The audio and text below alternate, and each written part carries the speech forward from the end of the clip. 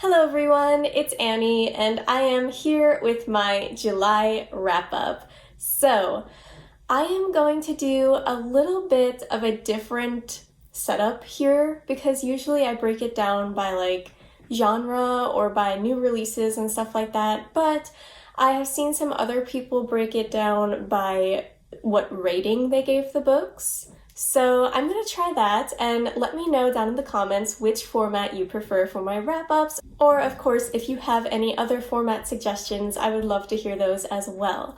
So let's get started. I'll go from lowest rated to highest rated. I had a really good reading month. I think my average rating was a like 4.17. So that's awesome. I have a ton of 5-star reads that are going to be at the end of this video. But the first book I will talk about is, unfortunately, it was a 5-star prediction for me, but I only rated it 2.5, which was very disappointing for me. It is The Lesson by Cadwell Turnbull. So I was really looking forward to this book because it is one of the first science fiction novels set in the Virgin Islands, so it was a really interesting setting, but unfortunately it just didn't work for me. I mean, it was science fiction because it involved aliens, and the general synopsis is that these aliens come down and land near the Virgin Islands, and basically we can't get rid of them, and they stay on Earth, and they're very violent because if there's even a small transgression against them, they will react with like killing people. So people don't want them there, obviously, but there's really no way to get rid of them. So there's a lot of politics and unrest going on with these aliens. But the problem with the book for me was that most of the book, especially the beginning, wasn't about that. And it was just about like these other people's lives on the island, like about their divorces and various infidelities and stuff, which I don't care about. It honestly felt more like literary fiction in the beginning, and that is not what I was looking for. But I stuck through it. It was a pretty short book. And after the last third of the book, it got more into the aliens and it was much more interesting. I also think the book would have been way more successful if it had focused on just one or two perspectives, because there were a ton of different POVs in the book and it just got confusing at times, and some of them felt like they didn't even really need to be there, and I would have liked the main two to be more fleshed out, and just that would have been more successful for me. So unfortunately, this 5-star prediction was just a 2.5. And next, I had two books that I rated 3 stars. The first one is Girls of Storm and Shadow, which is the sequel to Girls of Paper and Fire. So I'm a bit disappointed about this because I loved Girls of Paper and Fire so much. I gave that book 5 stars. It was spectacular and I absolutely loved it. But this book kind of felt like whatever they call it, the mediocre middle, because it is the second book in a planned trilogy, and I'm definitely looking forward to the third and final book, which comes out in December. But this book just didn't really work for me. It felt like there was nothing going on for most of it. Like a lot of it was just them traveling to their next destination. And I feel like some of the drama between Ren and Lei was kind of contrived and just kind of dumb. I don't know. I felt like it didn't really work for me, but I still love Ren and Lei, and I'm really looking forward to the third book. And then the next 3-star book was a nonfiction, and it is called Magicians of the Gods. This was a weird one. Basically, this author has a theory that there was a prehistoric advanced civilization during the Ice Age, or like 12,000 years ago. So his theory is that they were wiped out by an impact from a comet onto the Earth that also ended the Ice Age and caused the mass extinction of the giant mammals on the planet. And that their history was pretty much forgotten, except that some of them survived and built that very old 12,000-year-old place called Göbekli Tepe, I think it's called, in Turkey. And it was really interesting. Like, I kind of like things like this. It's very niche to my interests. I really like ancient conspiracy theories, and I think that the theory is really cool, but I think that his writing style was really not great. It was extremely dry. Like, this guy is an academic, so that's totally understandable because they're very dry. But I feel like he complained a lot that people don't like his theory, but it was simultaneously too dry and academic and then too out there. And I think if he could have just met in the middle. And I think that the title of the book kind of also undermines people taking the theory seriously because it just sounds kind of out there. So all in all, it was really interesting. It was just way too long, and honestly, I would have preferred to watch a documentary about this instead of read this 500-page book about it. But if you're interested in things like this, I would still recommend you check it out. It was very interesting. And then I have 2 3.5-star books. The first one I actually read for a vlog, so you'll be seeing that really soon, and it is Gideon the Ninth. So I am not going to go too in depth with my thoughts about it, but this was also a 5-star prediction. So it's kind of disappointing, but I did really enjoy it, so definitely look for my thoughts in that vlog, which I will link once it's uploaded. And the other 3.5-star book was an ARC, which is coming out in August this month. It is The Dead and the Dark by Courtney Gold.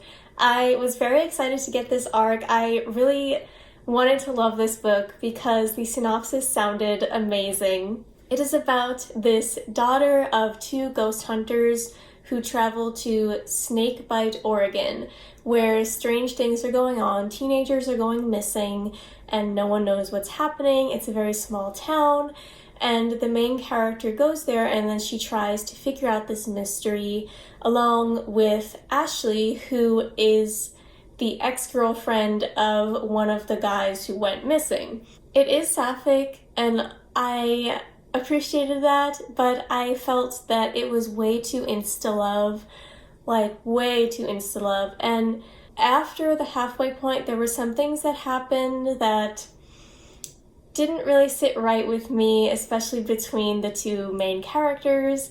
That just didn't really make that much sense to me. So I really loved the atmosphere of the book, very dark, very spooky, and I love ghosts, so I automatically liked this book already, but I do think that the romance could have been handled a little bit better. And there was also, I don't know if it's miscommunication because it's on purpose.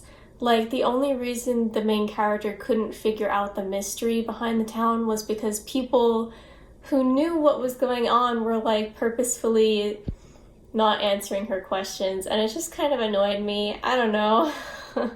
But there was some twists in there that were really good and really shocking, actually, and I loved it. And I loved the little family, the 2 ghost hunters and their daughter. I loved them, and I definitely think this is worth the read if you're looking for a good, spooky YA contemporary kind of fantasy-ish horror thriller sapphic romance all in one. It's good. And now for the 4-star books. We have first Honey and Ishu's Guide to Fake Dating, and I will actually also say She Drives Me Crazy. So these 2 books I will not really talk about that much because I read them in my sapphic reading vlog, which I will link up there, but I loved them both so much. They were, classic YA contemporary romances, and they both featured fake dating, actually. So that's great. But I absolutely love, first off, let me talk about Honey and Ishu. I loved this book, and I was surprised because I did not like the Henna Wars at all, really. I think I rated that a 2-star. I really did not enjoy it, and I was kind of scared to read this, but I really, really enjoyed it. I loved the 2 main characters, so absolutely check this out if you have not already. And She Drives Me Crazy. It's just so cute and cheesy, but it also has some really, really hard-hitting stuff in it, and the characters really grow. They grow immensely, and the main character dealing with healing from her traumatic ex-relationship and things like that. Oh my gosh, everything was handled so beautifully, and I absolutely love this book. You really need to read it. It is not just, you know, a cheesy feel-good romance, although it is in parts, but it's so much more than that. It's really, really good, so please check it out. And then I read Rise to the Sun by Leah Johnson, which I also loved. It's also a YA sapphic contemporary, although I didn't feature it in any of my reading vlogs, so I'll talk about it here in depth. And I really liked this book. I have never read a Leah Johnson book before, so I'm really glad that I liked this. It dealt with a lot of heavy themes. There's some grief in there, and there is just a lot. There's a lot. But parts of the book kind of didn't work for me. I thought that the two main characters were really unique, but I can't really talk about it without giving spoilers, but something happens towards the end that just really I did not like at all. But I really liked the rest of the book, so that's why I gave it a 4 stars. I love the emphasis on music and being together and letting music heal you and stuff. I've really, really loved that. It takes place at a music festival called Farmland, and that is where the two main characters meet, and I love them so much. But I really think that what happened at the end just really left a really bad taste in my mouth. I mean, things get resolved at the end. It's a YA contemporary romance, so whatever. But it just, I don't know. I feel like a lot of the conflict was very much, did not need to happen. And it just happened because they were like, okay, we need more conflict here, so let's just make the characters do this stupid thing.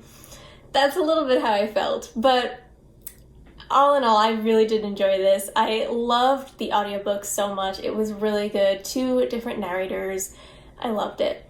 I really loved the musical aspect, like I said, and it was just really fun. It was a fun read, aside from all the unnecessary drama.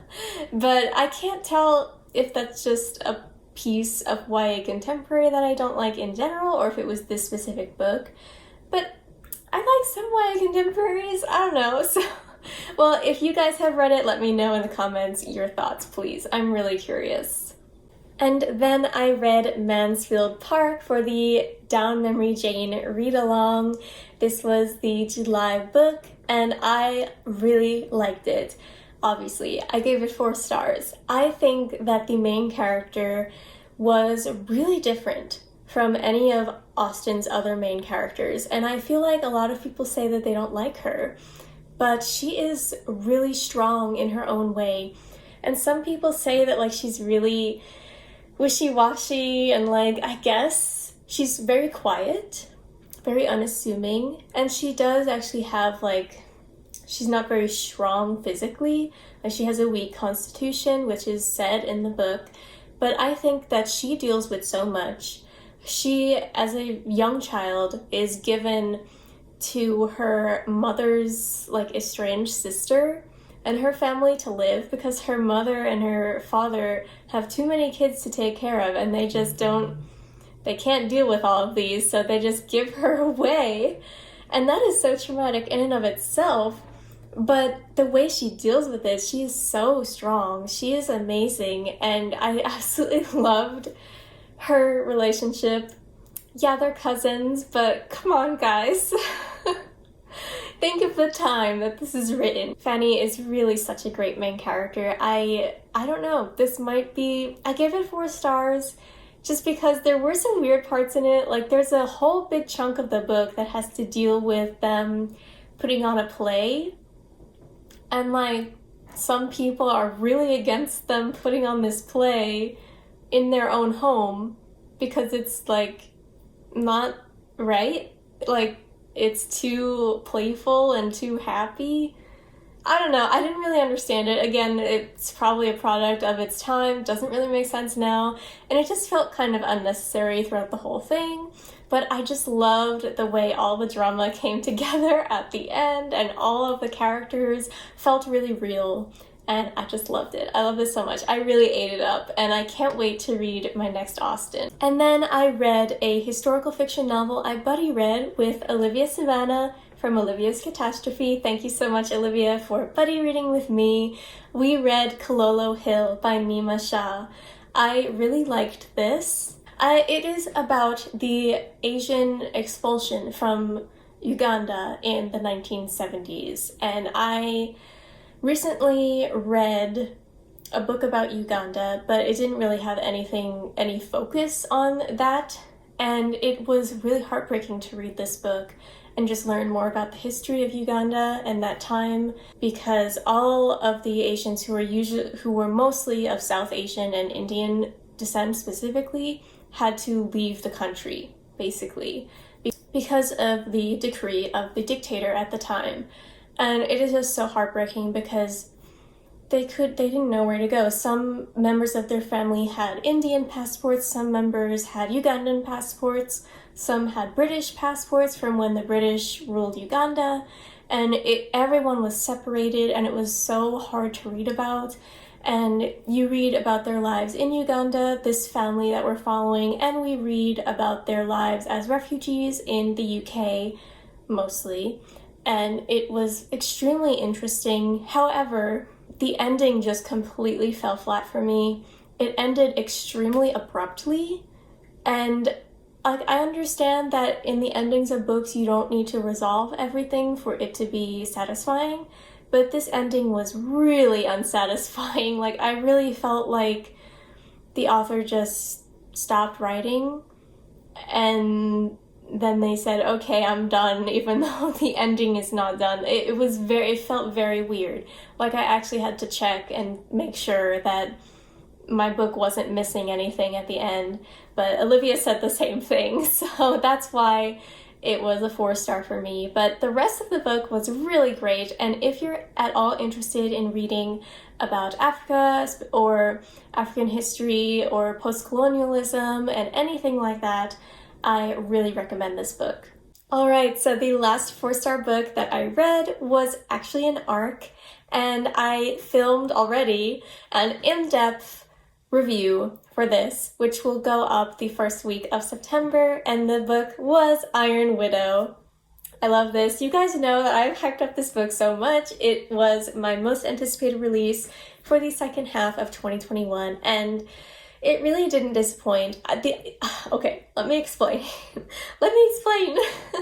It's not a 5-star for me, but whoa, it was good. It was really good. It was wild from start to finish, just an absolutely wild ride of a thing. I love the main character, Wu Zitan. She was ruthless. She would kill anyone. She would do it. I loved it. I thought, okay, it's hard to explain the plot, but let me try and explain. So there are these pilots that pilot these giant mecha machines called chrysalises, and they're usually men, and in order to pilot these machines they need the energy from women, and then after one battle these women die. So that's not so good. So Wu Zietan's sister died in this way, and she vows to get revenge on her death by killing the pilot who killed her, which was awesome. I love that concept so much, and it was really good. I loved it. I really loved that there is a polyamorous relationship, because before leaving, Wu Zietan had kind of a relationship with this guy from her village, and then she meets another pilot who she is forced to be together with, kind of, and all three of them form a polyamorous relationship, and it's so good. I loved reading about it so much. I go more in depth with my thoughts in my review, which I will link while it's uploaded, but I know that's going to take a while, so my thoughts on the negatives of it. The writing, it is a debut, but it was a little too on the nose at times, like thematically, and I would have liked it to be a little bit more subtle. All in all, I think that the concept was amazing, and I loved all the mecha alien fights. I really loved that, and there was a major twist at the end that was so shocking. I did not see it coming, and I am very excited for the next book in the series. I can't wait. And then we have my one and only 4.5 star read, which was The Last True Poets of the Sea. I read this for my first ever sapphic reading vlog, which I will have linked up in the cards, and I actually read this for the Sapphic Readathon hosted by Jessie and Jan Agaton, and I absolutely loved it. It was a 24-hour readathon to read any sapphic books, and I absolutely love this book. I'm actually questioning myself because on my list, like my spreadsheet, this is listed as a 4.5, but is it a 5-star? I don't know. Maybe a 4.75 because it was amazing. I loved this book so much. So I loved it. Definitely check out my vlog because I go on a whole big talk about what I liked and some of the parts that I disliked about this book. But in general, I absolutely loved this book, specifically because of the vibes of the small town, like small New England town by the sea, and of course, the sapphic romance. It was great. Please read this book if you haven't already. It's so good. So now let's get into all of my 5-star reads.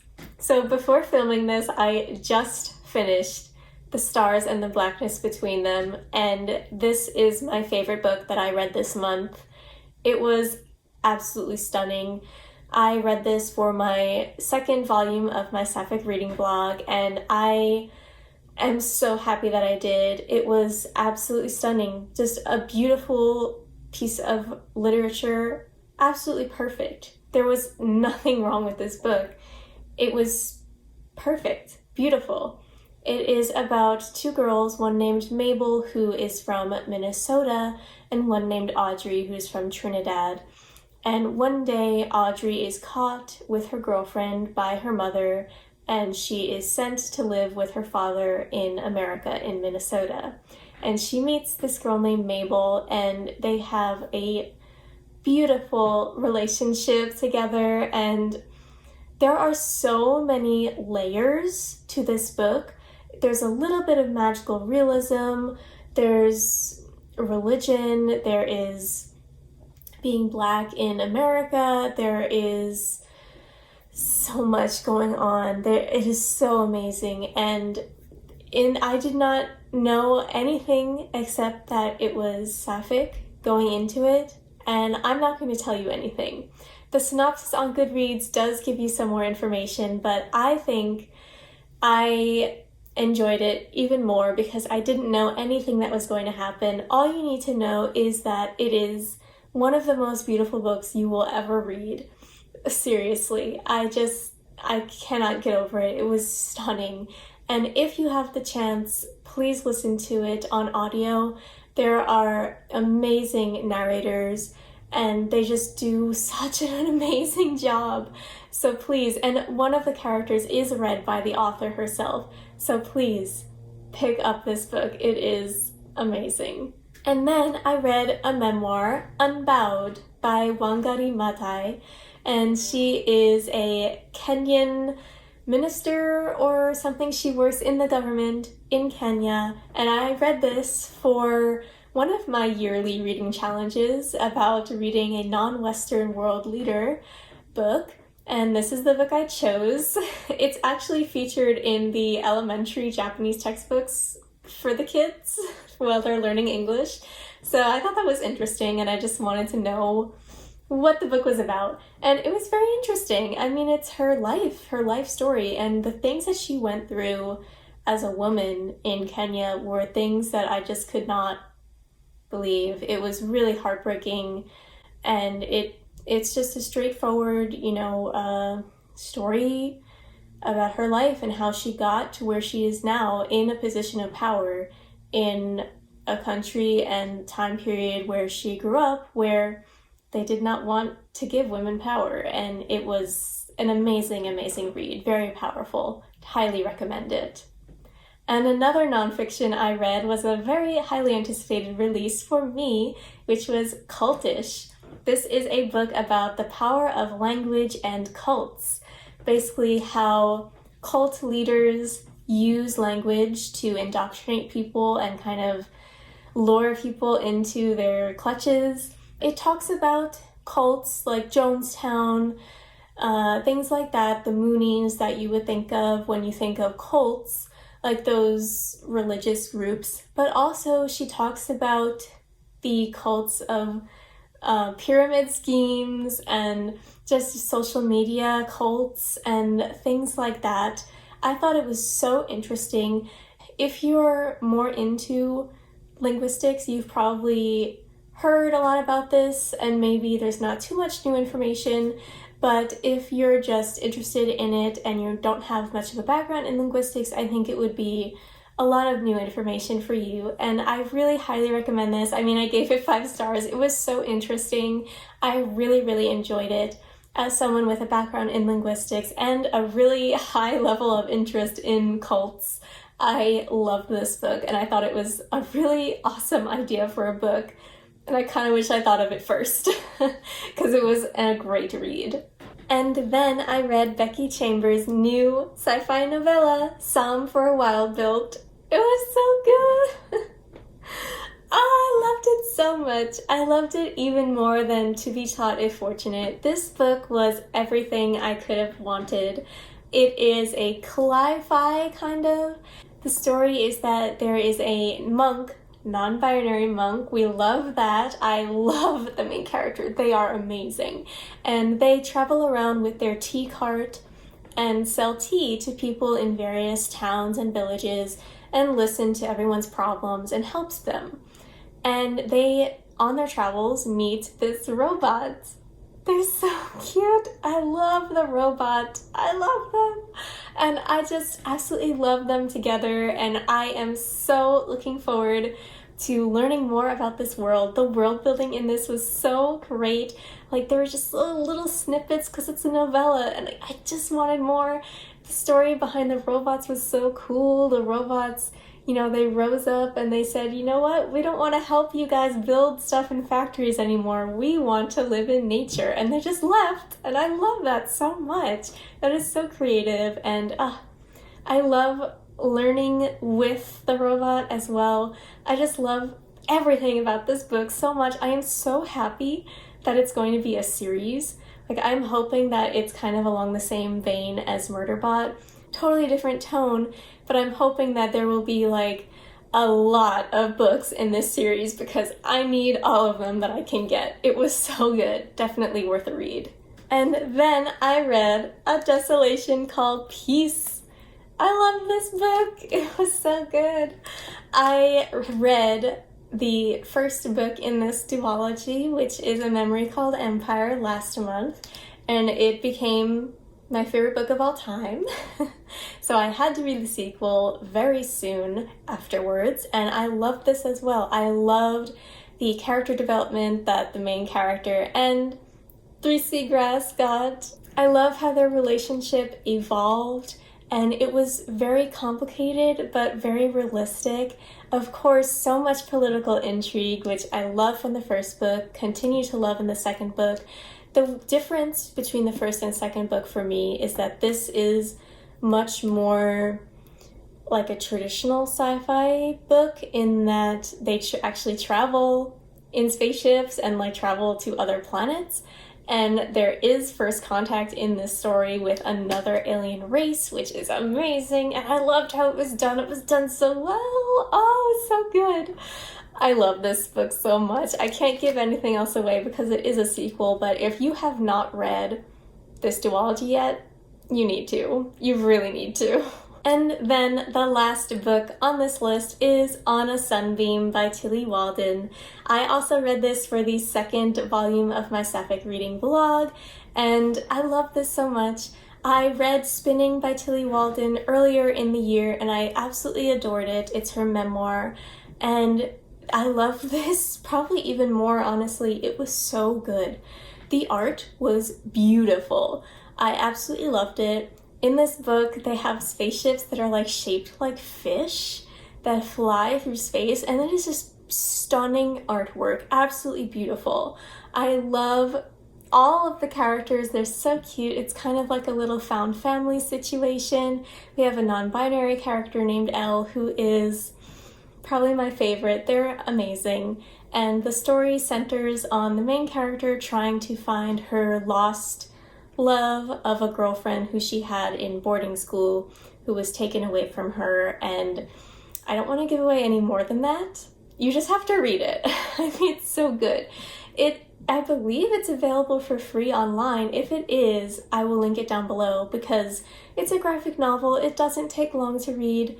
You really need to read it. If you're at all interested in sci-fi or sapphic reads, you definitely have to read this because it was stunning. So, so good. And I am very glad that I decided to pick it up when I did because it's definitely a new favorite of mine. Alright guys, so thank you so much for watching this very long July wrap-up. I don't know if I said in the beginning, but I did read 18 books this July, and I had such a great reading month. I am so happy. I did all of those sapphic reading vlogs, which again I will link in the description down below, and I will of course link all the buddy reads as well. So please, thank you so much. If you like this video, like and subscribe to my channel for more bookish videos every Wednesday and Saturday. I'll see you next time. Bye!